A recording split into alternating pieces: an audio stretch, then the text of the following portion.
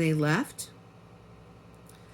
Then they had a discussion about this. The state objected to the presentation, of information about the excited delirium material.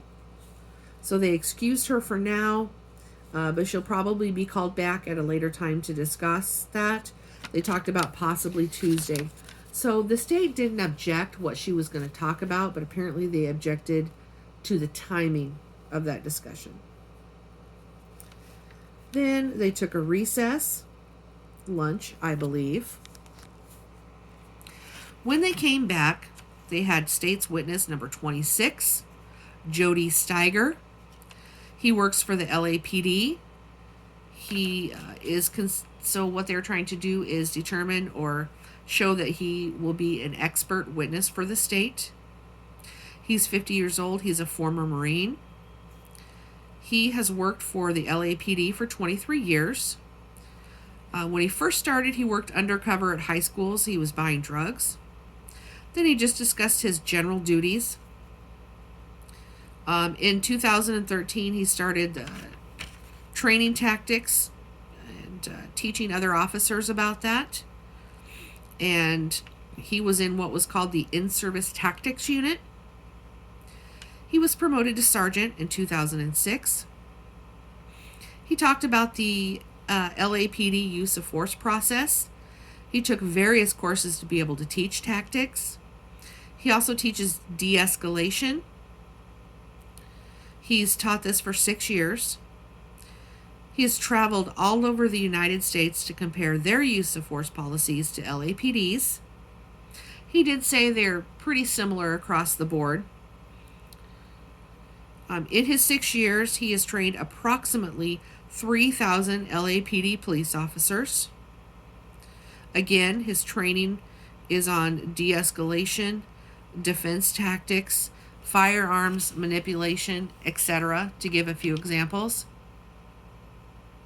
He used to do the use of force reviews for the LAPD. He has done approximately 2,500 in his career.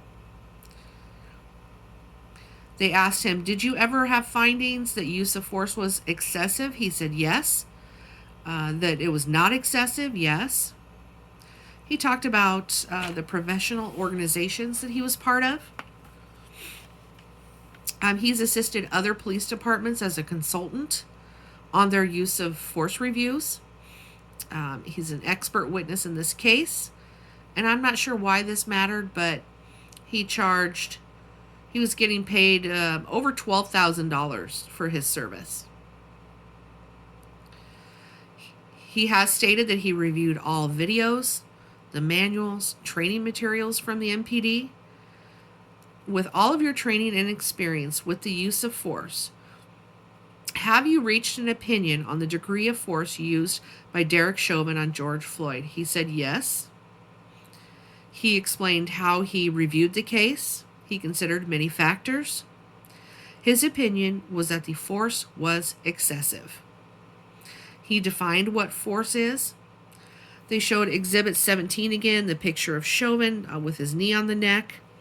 He said, yes, this is a form of force. He said, if you are dealing with a person using a counterfeit bill, you wouldn't expect to use force. The lawyer said, is it because it's a fairly low-level offense? And he said, yes. He defined what a threat was, how a threat can very much be subjective. He said, based on, watching the footage, was Floyd resisting or trying to flee arrest? He said, initially, when being placed in the back of the police vehicle, he was actively resisting, and the officers were justified in their use of force at that time.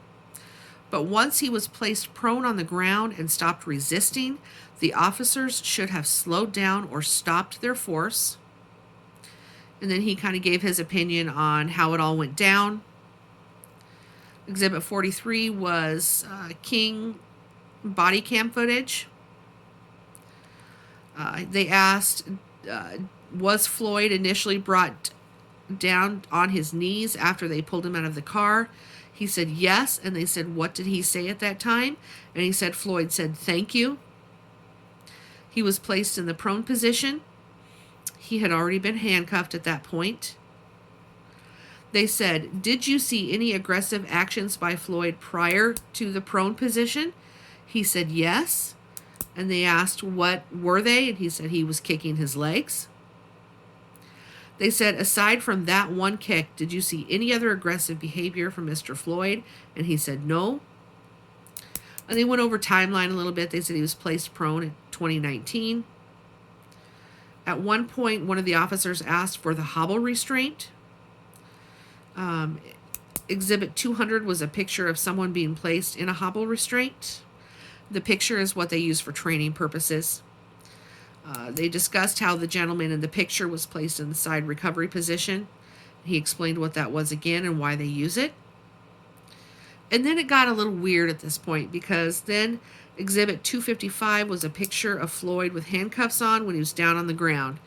And then at that point they did what's called a sidebar, where they all like put headphones on and they speak quietly to each other and have a little conference between the lawyers and the judge. That went on for just a minute. And then then they took off their headphones and the judge said, "Okay, we're going to break for the day. See you tomorrow," basically. And so somebody had asked in the comment section, why did they end so abruptly like that? One guy in the comment section, he heard on his nightly news that it was because a juror fell asleep. I have no evidence of that. I have no way to prove that.